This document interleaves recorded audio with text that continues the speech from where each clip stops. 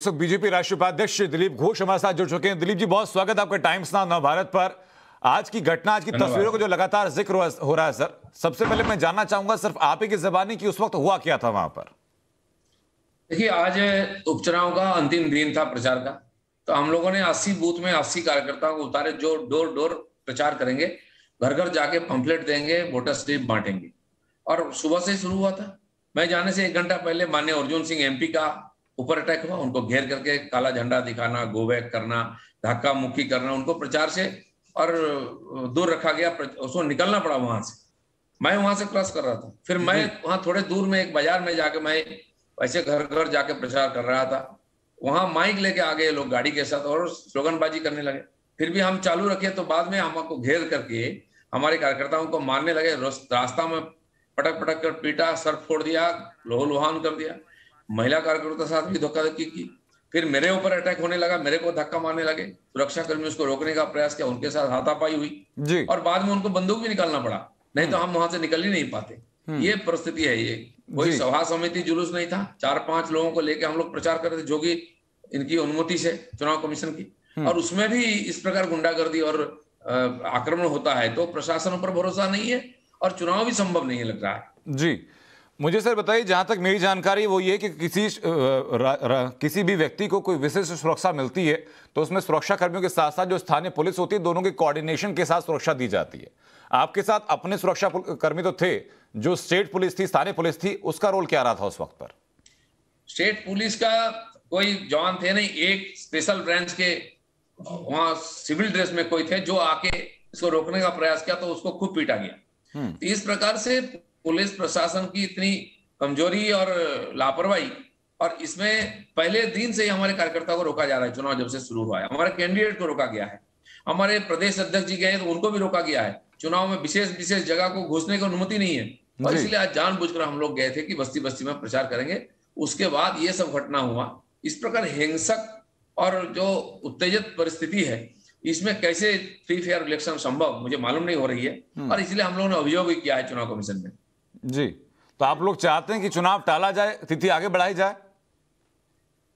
देखिए, अगर चुनाव प्रचार भी नहीं पूरा हो पाएगा और चुनाव में वोट भी नहीं डाल पाएंगे लोग, तो इस चुनाव का मतलब क्या है? केवल किसी व्यक्ति को जिताने के लिए आप चुनाव करेंगे तो लोकतंत्र कहाँ है?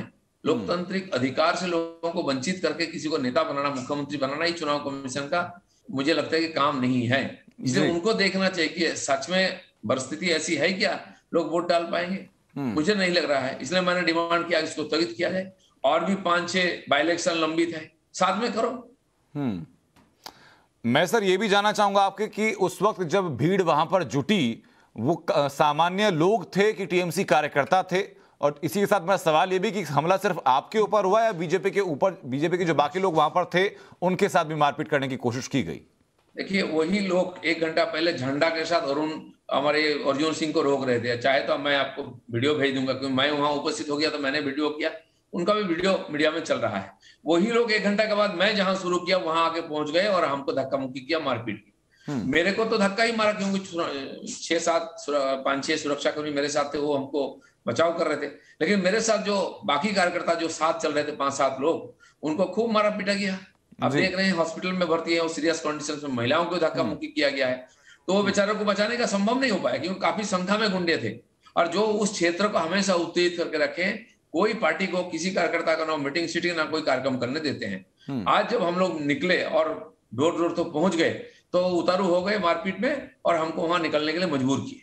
जी, तो क्या सर ये पश्चिम बंगाल की फिर नियति मानी जाए? क्योंकि अभी हालिया विधानसभा चुनाव के दौरान हमने देखा कि बीजेपी की तरफ से आरोप लगाया गया कि 130 से ज्यादा कार्यकर्ता राजनीतिक हिंसा का शिकार हुए। इस मामले पर शिकायत होती है, हाईकोर्ट सीबीआई एसआईटी जांच की बात करता है। उपचुनाव में फिर वैसी ही तस्वीरें। देखिए, 60 कार्यकर्ता की हत्या हुई चुनाव के बाद, 30 का एफआईआर हो पाया है। बाकी लोगों की हिम्मत नहीं हो रही एफआईआर करने की। ना थाने वाले एफआईआर लेते हैं, ना किसी को जानने की हिम्मत होती है। आप जब फोन करके पूछते हैं आओ एफआईआर करने के लिए, वो बोलते हैं कि एक तो गया है, 3 जिंदा, इनको भी मार देंगे, हम नहीं करेंगे। आप सीबीआई का ऑफिसर, उनको बात करके पूछताछ करके वही लोग एफआईआर कर रहे हैं और चार्जशीट दे रहे हैं। तो यहाँ की पुलिस प्रशासन इतना भी नहीं है कि जो किसी का अभियोग दायर कर ले। सरकार की इच्छा नहीं है। ममता बनर्जी सीधा बोलती है कुछ हुआ ही नहीं है। जब इस प्रकार घटना सामने आया, कोर्ट संज्ञान में लेते हुए और मानवाधिकार की टीम को भेजा उन्होंने इंक्वायरी के लिए, उन पर भी अटैक हुआ है कलकत्ता में, जादवपुर में। तो इस परिस्थिति में कानून व्यवस्था, संविधान, कोर्ट कुछ भी नहीं काम कर रहा है। तो जो भी है, हम कोर्ट में गए अंतिम सोच करके, और कोर्ट ने सीबीआई और एसआईटी इंक्वायरी की जो दिया है उसका असर अब हो रहा है। लेकिन हिंसा नहीं रुक रहा है, क्योंकि हिंसा रोकेगा तो ये ममता बनर्जी नहीं जीतेगी, सरकार नहीं जीतेंगे, ना सरकार चलेगी। मुझे ये बताइए, आपने कहा कि अभियोग यहां पर दर्ज नहीं किया जाता, अभियोग दर्ज ना करना या पुलिस की स्वेच्छा होती है या फिर राजनीतिक इंस्ट्रक्शन उनको दिए जाते हैं कि आपको अभियोग दर्ज नहीं करना है? पूरा राजनीतिक संचालन होता है। कौन देता है इन्वॉल्वमेंट? आप देखिए, हम मीटिंग करते हैं तो हमारे ऊपर पुलिस वाले 100 मोटो केस करते हैं। पिछले 3 दिन पहले हमारे प्रदेश अध्यक्ष जी और बाकी लोगों पर 100 मोटो केस हो गया है। और एक हत्या होती है, पब्लिकली पीट पीट के मारा जाता है, लिंचिंग होता है, उसका ना तो पुलिस 100 मोटो करता है, ना कोई जाता है तो उसका कंप्लेन लेता है।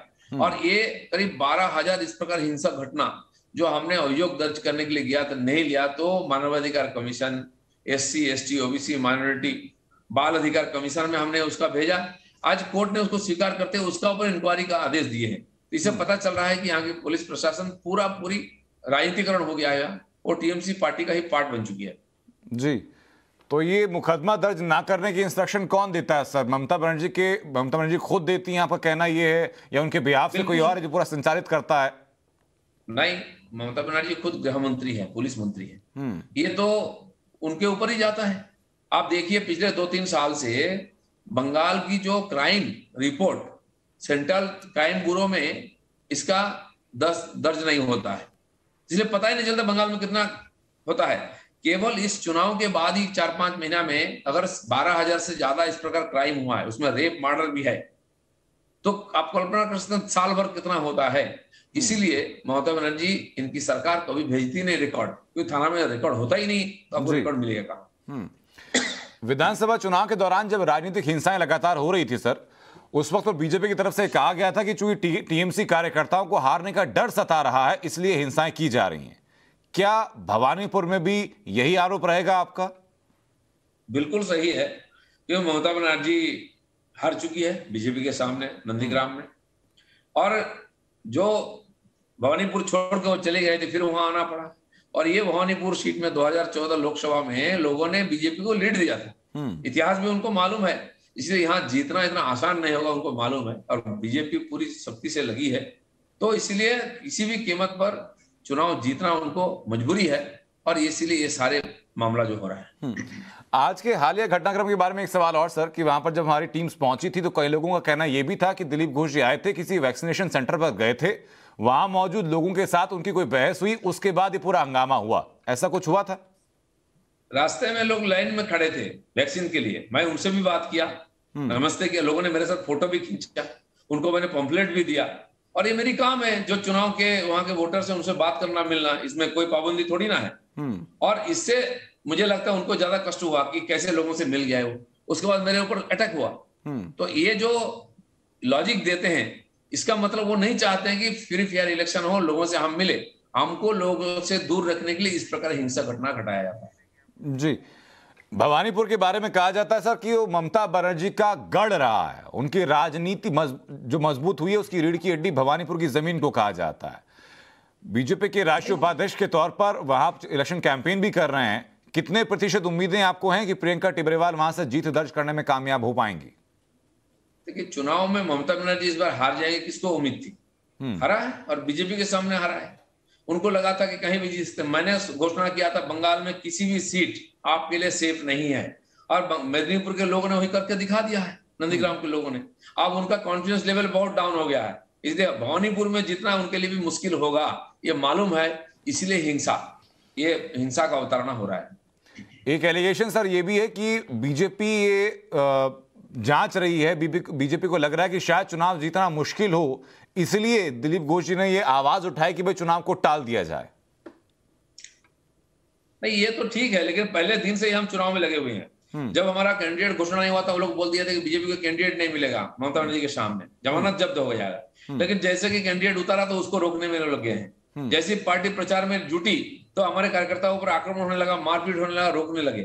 तो इससे पता चलता है कौन डरा हुआ है। हमें तो खोने के लिए कुछ नहीं है जी। हमारे लिए प्रियंका टिबरेवाल एक सामान्य कार्यकर्ता है, चुनाव बाद जो हिंसा हुआ है उसके लिए वो नेतृत्व की है और कोर्ट में जाके उन्होंने ये जजमेंट लाई है सीबीआई इंक्वायरी की। तो इसलिए वो जो वहां संतरास और हिंसा हो रही है उसकी चेहरा ममता बनर्जी और उसके सामने प्रतिवाद की चेहरा प्रियंका टिब्रीवाल ये साबित हो चुकी है। इसके कारण उनको डर लग रहा है कि जितना आसान नहीं है, हार भी सकती है। क्या प्रियंका टिब्रीवाल को भी कोई धमकी मिली, उनके ऊपर भी कोई अटैक होने की कोशिश हुई, ऐसी कोई रिपोर्ट है आपके पास? नहीं, उनको बार बार रोका गया है, पुलिस वाले रोके। ममता बनर्जी जिस मोहल्ले में रहती है वहां 144 है, वहां आप चुनाव प्रचार नहीं कर सकते हैं, वहां के वोटर के साथ संपर्क नहीं कर सकते हैं। उनको रोका गया। हमारा नया प्रदेश अध्यक्ष डॉक्टर सुकांत गए, उनको भी रोका गया है। तो ऐसा कैसे हो सकता है? एक वहां एक प्रतिबंधित क्षेत्र कैसे बन सकता है चुनाव क्षेत्र के अंदर, जहां के लोग चुनाव में वोट डालने वाले हैं, उन तक हम पहुंच ही नहीं सकते हैं, हमारे बात नहीं रख सकते हैं, उनको हमारा संपर्क नहीं हो सकता है। ये तो चुनाव में, और ये तो संभव ही नहीं है डेमोक्रेसी में, और चुनाव कमीशन को भी इसको देखना चाहिए। दिलीप घोष जी, बीजेपी का एक प्रतिनिधि मंडल चुनाव आयोग से मुलाकात करने के लिए पहुंचा है। क्या क्या मुख्य बातें हैं जो आप चुनाव आयोग के सामने रखेंगे या रखी हैं? जो परिस्थिति मैं आपके सामने बोल रहा हूं और इस परिस्थिति में कैसे फ्री फेयर इलेक्शन संभव है, ये हम प्रश्न रखें उनके सामने। और फ्री फेयर इलेक्शन करने के लिए वो क्या सोच रहे हैं कि लोग निडर होकर घर से निकल करके अपना पोलिंग करें, तो वो विषय रहेगा सामने। अगर, और मैंने जो बोला कि इस प्रकार अगर संभव नहीं है फ्री फेयर इलेक्शन, तो इलेक्शन को स्थगित किया जाए, बाकी आगे 4-5 जो बाई इलेक्शन उसके साथ किया जाए। पूरा देश में 32 बाई इलेक्शन होने वाला था, 31 को रोका गया है, और बंगाल में उसमें और 4 है। किस कारण से एक बाई इलेक्शन कराया जा रहा है, जो कि एक बार हार चुकी है, उनको दोबारा जिताने के लिए? ये तो चुनाव कमीशन का जिम्मेदारी नहीं हो सकता है ना। इस पर भी क्वेश्चन मार्क है। यानी इलेक्शन कमीशन की भूमिका के ऊपर भी आप सवाल लगा रहे हैं? जी बिल्कुल। और कोर्ट में केस भी हुआ है। ये सारे प्रश्न कोर्ट ने उनके ऊपर रखा है कि कौन सी जरूरत पड़ी, सिटिंग एमएलए मंत्री होते हुए वहां खाली करके बाई इलेक्शन कराया जा रहा है, और बाकी जो 4 बचा हुआ बाई इलेक्शन वो क्यों नहीं हुआ है? और बाई इलेक्शन के जो इतना खर्चा हो रहा है, क्यों, कौन देगा, उसका जिम्मेदार कौन लेगा? और वहां के लोगों के ऊपर क्यों थोपा गया जिन्होंने अपना प्रतिनिधि चुन चुके थे?